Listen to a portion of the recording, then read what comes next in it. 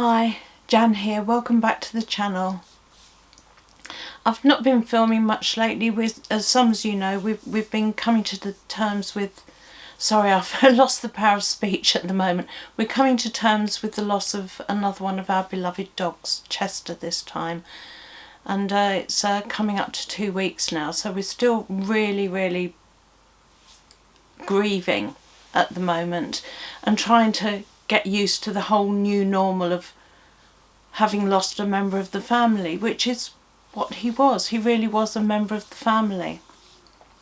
And as anybody who's suffered a bereavement knows, when you lose somebody, it cuts a wound into you that never ever heals properly. It kind of, over time, scars over just enough so other people can't see that you're hurting. But inside, that wound is still there. And anytime you have another bereavement, it's like it knocks the scab off the top of it, and it compounds it, so that the person or whoever you've lost this time hurts, but it also is a memory of all the other hurts of all the other people.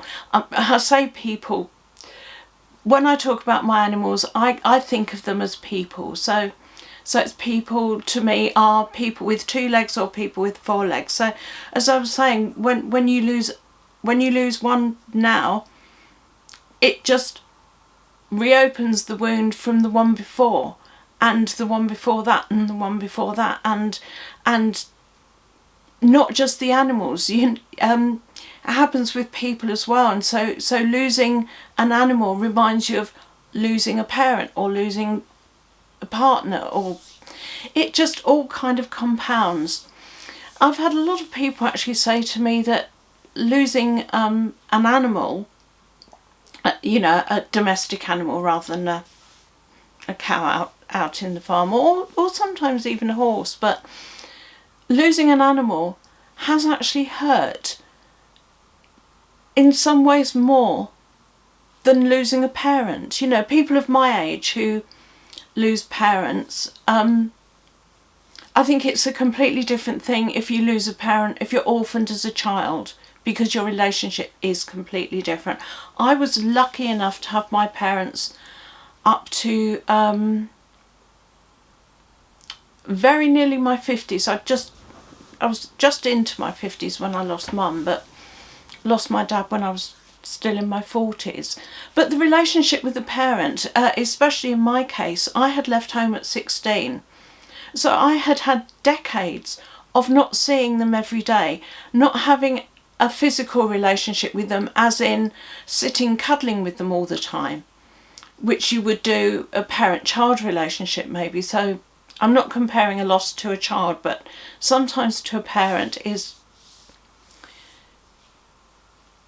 It's just, I'm not putting this very well because my mind is still completely mashed from what's been going on over the last couple of weeks. But what I was trying to say is the relationship that you have with your animals is a completely different one when they're living in the home with you, and it's a very physical relationship.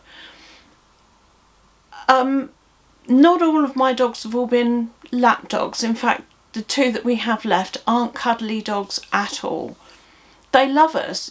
Bear will lay across my feet, but he is not interested in sitting on my lap. Echo wants to be on my lap, but she just wants to fidget the whole time, and you've just got 4 stone of dog paw digging into tender places. But Chester was a real cuddly dog. And every morning I would go down, sit in my chair with a cup of tea, and he'd be across my lap. And his whole life he had such a... I don't know if it's because he was a thin dog. He was a short-haired pointer cross. So he had very little fat on him. And sitting against me, I could feel his heartbeat so strongly. And it always used to make me think, because I've got a problem with my heart rhythm, and I used to think, that's it, Chester, you get your heart to teach my heart what to do, because my rhythm's all over the place. But for 10 years I've had that little heartbeat you know, thudding against me, you know, every time he sat on me. He wasn't a long-haired dog, but he was like a hot water bottle. You know, I missed the warmth of him. I missed the weight of him on my lap. You know, he was 4.5 stone, so, or yeah, about 4. I'm trying to do the equation of what it would be in pounds and kilos, but I'm afraid you'll have to work that out. He was a significantly heavy enough dog to have sat on your lap. And when my first chocolate Labrador was alive, she was a good 6 stone. He was no respecter of personal space. And if Darcy had come and sat on my lap, and he decided he wanted to sit on my lap, it didn't matter there was another dog there first, he would just sit on top. So I would have a 6 stone dog and a 4 stone dog all piled up on my lap. I've actually got a couple of photos of just kind of me and then dogs going down, but I loved it when they did that. Even though if they decided they were going to sit on me, there was no getting up to answer the phone or answer the door. It was just part of how we operated as a family. I had a very, what I think people do with their pets at home, you have more of a physical relationship. So it's a stroking relationship. You know, you stroke their fur, which is proven that releases OxyContin in both humans and in the animals. So you do have this love hormone between the two of you. And, you know, also stroking an animal is also shown to reduce blood pressure in humans. You know, sitting with a cat and having the purr of a cat instantly just relaxes you. It's just the most, I miss most of all with my cats the purr. I miss hearing that purring. I must admit, I don't miss the barking with the dogs. Chester wasn't a terribly barky dog, but, you know, if there was a fuss going on outside, he would bark and tell them to clear off. But it's just been a huge shock to the system. We didn't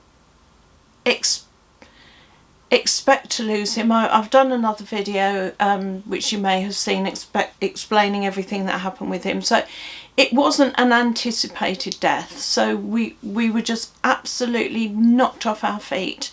And I'm kind of the one who looks after the emotional health of the family, as it were.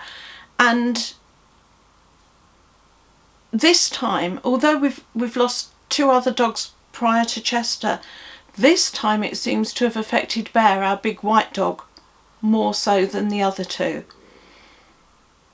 And he's just seems to be very, very subdued and mourning.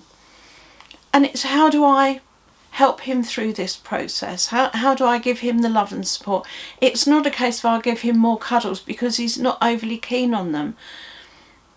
You know, so it's just trying to do the best that I can for him, you know, make sure that he's going for plenty of walks to keep his mind off it. But he's now 15, getting a little bit of arthritis, so we can't take him off on long walks to forget about it, because that's not healthy for him either. So it's all just a juggling act of trying to get people and their emotions on an even keel. Neil, as I may have, I think we've told you in other videos, Neil has Hashimoto's disease, and that can come with huge periods of depression. So he also has gone into this mourning period, and again, like I say, when you have the one, it reminds you of the one before and the one before that. So we've got this deep grieving going on in our household at the moment, which is just, it makes life very difficult. And I've wanted to do this video for nearly 2 weeks now. I put off doing it the first week, talking about mourning and pet loss, because I thought I'm just not going to be personally emotionally able to get through talking about it. And then since then, I've just procrastinated. Every day I'm thinking, right, I will make the video today, I will do it today. And then I will just, on the way to come and sit here to talk to you, whatever, you know, I come up the stairs and then I think, well, I didn't clean, because I got out the bath this morning and Neil jumped in after me. I didn't clean the bath out, so I'll go in and clean the bath. And so I'll do that and then I'll make the video. And then walking down the landing, well, before I put the tripod up, I'll hoover the carpet, because once the tripod's up, it'll be in the way and then I won't be able to do it.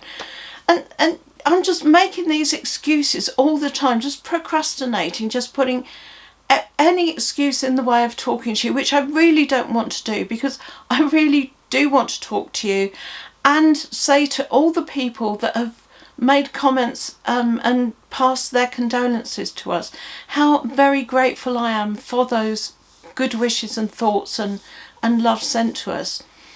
And it's also part of the reason that I wanted to make this video, is because with the last one, the comments that I had on the last one about how other people had been affected by it because it brought back the pain of losing their pets. And so, like I say, with this grieving, you know, it reminds you of the one before all the time, even if it's not your one, even if it's somebody else has lost a dog or a cat, it reminds you then. And it's grief, as I say, is a wound that never heals. You never actually get over that grief. You just learn to live with it. You know, you just learn to live with the pain. When I lost Darcy, my chocolate Labrador, the pain was so bad that I didn't want it to ever stop, which may sound silly, but I wanted that pain to last forever, because it was the last thing that connected me to her. It was something that I could feel very physically connecting me to her, because she'd now gone. And when I lost Chester, I became more aware of, they're never going to show up. I've got tiny little scars on my arm just there, which you won't be able to see. It's very difficult. They're so tiny, it's very hard to see. But a few years ago, Chester and Bear were having a bit of a disagreement, shall we say.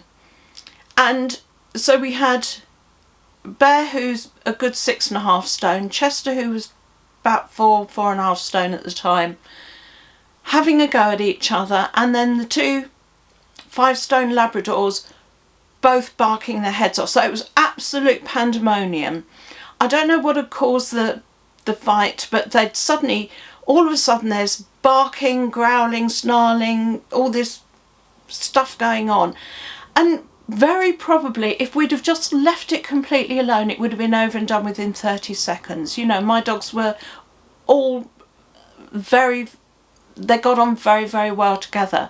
But it was just that one particular day that all of a sudden this flashpoint happened, lots of noise, lots of motion, and Neil and I instinctively just leapt up and went to them. And I grabbed hold of Chester, Neil grabbed hold of Bear. In hindsight, it was a stupid thing to do, because if dogs are fighting like that, I honestly believe sometimes you should just let them get on with it, because you could get very seriously hurt.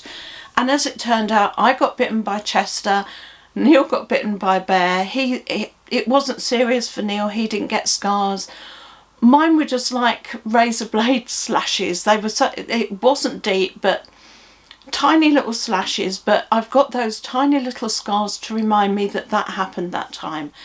And after he died, I was actually really glad that I've got these little marks, just little reminders in a physical way. I know some people get tattoos or something like that, but I've just, every time I look down, that's a connection from me to Chester. And then last night I was really upset because none of my other dogs bit me enough to leave a scar. I mean, they all, as puppies, when they got those crocodile teeth, you know, I've been damaged by all of those, but none have left a scar. But it just upset me that none of my other dogs have scarred me, which is the most ridiculous thing to think. But when you're in that grieving process, when you're mourning, you kind of want those little connections, and you almost want an outside symbol to show the rest of the world that you're grieving. In other cultures and in past British culture, when you lose a person, you would go into, women in particular would go into mourning dress, so people would see immediately, their neighbours, their friends, people in their town and village would know that that person is still mourning. It's an outward symbol to the world that you need to be handled that much more gently. In ancient times in Egypt, when the cat was almost a sacred animal, but it was very, very high status within the society. If your cat died, you would shave your eyebrows so people would know that you had lost your cat. And I almost wish that there was something these days that we had that would be an outward sign to everybody else that I'm in pieces. Something has happened and I'm in pieces. I know that when I've lost people, and you get up the next day and it's almost a shock that the rest of the world is just carrying on. And it's like, don't they know my dad died?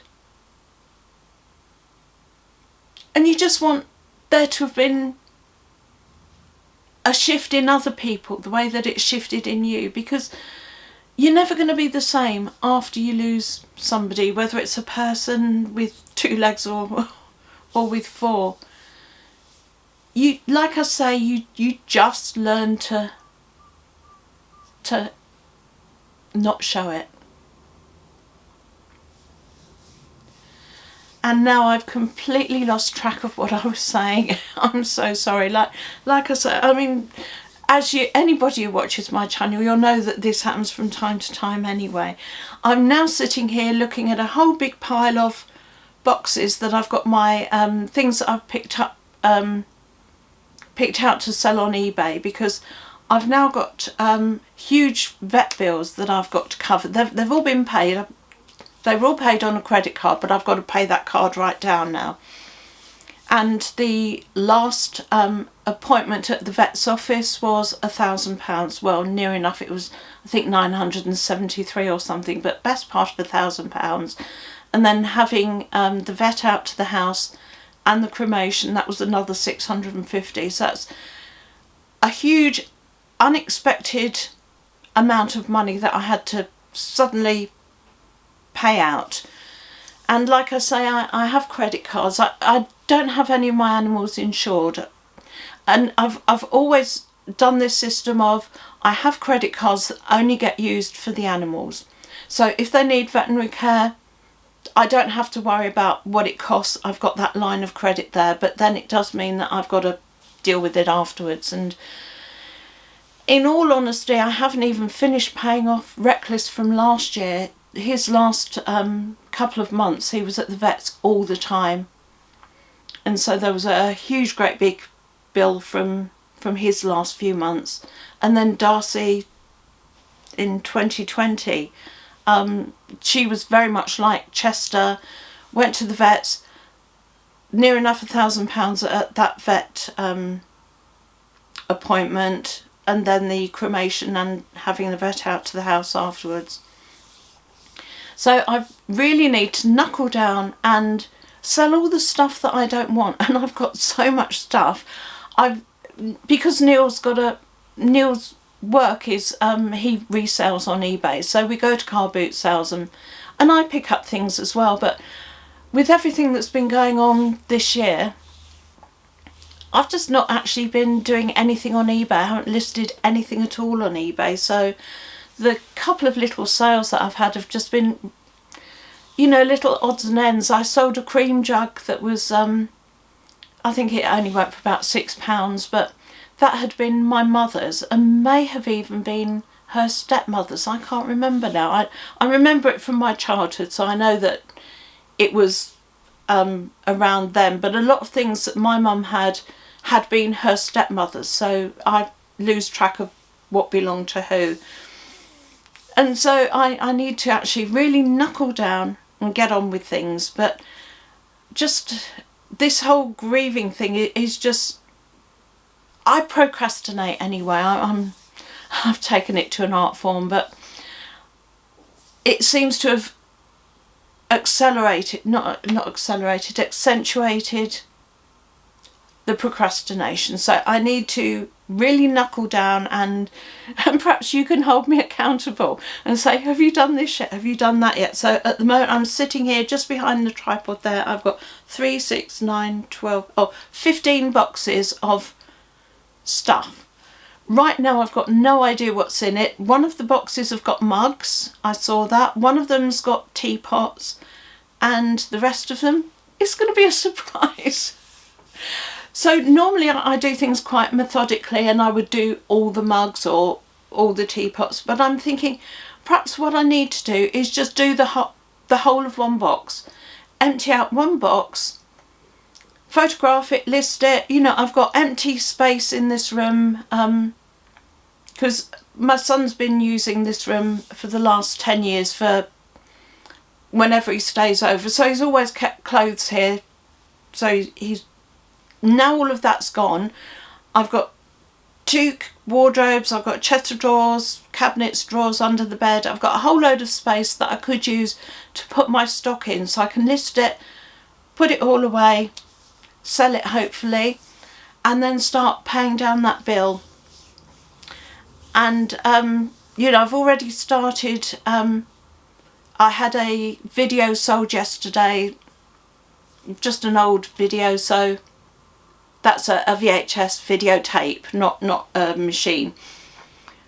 So that posted out yesterday, and immediately that money's gone straight off the credit card, and that actually feels better. That in the past I've said, right, anything that I sell on eBay will go off the dog's credit cards, and then it just drifts into, because it's paid into my bank account, I go shopping and it just gets spent on food shop or whatever. So I need to be very, very disciplined about just paying that money off the dog's bill, because we still have 2 dogs left, so we still need lines of credit. Well, I do still have credit available should they need it, but you never know how much these things are going to cost. So I like to have a good amount of money there, so that if, you know, as experience has taught me, it could be £1,000 vet bill. Even Reckless, although he was going to the vets pretty much every day the last couple of weeks, there was one appointment that hit £1,000. Although I advise anybody who's got a suddenly unexpected very high vet bill, go through it, get an itemised bill and go right through it, because that one with Reckless, they'd actually charged me, they made a mistake on the bill, and there was, I think it was paracetamol they'd charged me about 60 quid for, and when I queried it, they said, oh no, we put too many noughts on that, it shouldn't be that, and took that off. But how many people, you know, go to the vets because it's distressing when you take an animal to the vet, even if you bring them home and they're going to live happily ever after, the whole going to the vets, and because you don't know what's the matter with them, you know, they can't tell you, yes, I'm in pain, so you're at the mercy of the vet and the vet's experience. So it is all kind of traumatic going there, and then they just present you with the bill and you just kind of pay it. 9 times out of 10 I just do it with the card, and it's only because I'm now in the habit of saying, can I have an itemised print off, that I actually get the bill. And then when I get home, I might sit down before I file it and think, oh, I'll have a look at it, and look through it and then think, that shouldn't have cost that. So do go through your bill and make sure there hasn't been a mistake made. So anyway, I've finally got round to coming in here, sitting down, talking to you, but I'm rambling now, so I will make another video very soon. Perhaps I'll show you what's in the top box and what we're going to list and what we're going to sell on eBay. But right now, that's it for today. So take care. Lots of love. Bye.